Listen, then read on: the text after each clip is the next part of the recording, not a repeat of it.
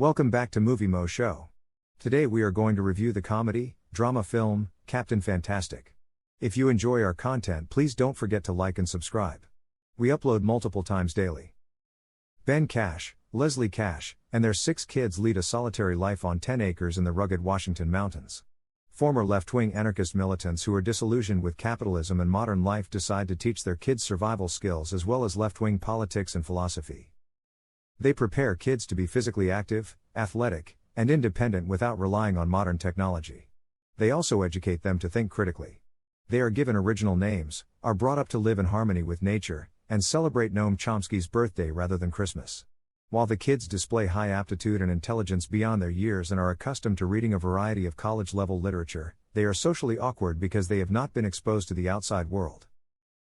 While Leslie is being treated for bipolar disorder in a hospital in New Mexico, far from her family and close to her affluent and snobbish parents, Ben has been parenting the kids on his own.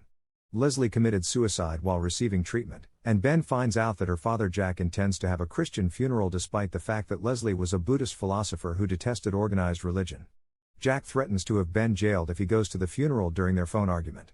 At first, Ben decides against going and forbids his kids from doing it, but he later changes his mind and takes them on a cross-country trip aboard a converted school bus. The family spends some time in Harper's house, which belongs to Ben's sister-in-law.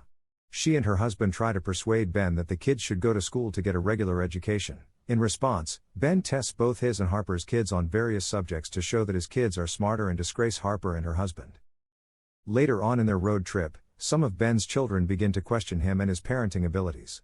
His second eldest son, middle child, and eldest son, Bo Davin, accuse him of failing to treat Leslie's mental health and of failing to prepare them for adulthood by displaying acceptance letters from several prestigious Ivy League colleges that Leslie had assisted him in applying to. After reading Leslie's will, which directs her relatives to cremate her and flush her ashes down the toilet, Ben comes at their children's funeral service. In reaction, Jack forces Ben to leave the church. Ben makes vain attempts to persuade Jack to honor Leslie's requests. Ben plans to intervene despite the police there and Jack's threat to have him arrested as the funeral procession heads to the cemetery. When his kids stress that they can't lose both of their parents, Ben caves. In order to get custody of all the kids, Reliant sneaks away and moves in with his grandparents. Vesper, one of Ben's older twin daughters, nearly avoids breaking her neck as she falls from the roof while attempting to stealthily remove Reliant from their grandparents on Ben's orders.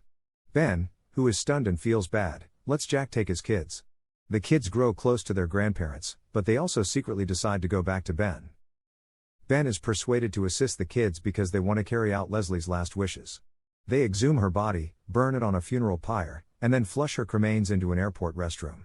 The rest of the family eventually transitions to a more real-world living on a farm while Bo Davin departs to travel through Namibia. The family is shown enjoying breakfast at the kitchen table with their father in the closing image as they wait for the school bus. Thank you for watching and don't forget to like and subscribe.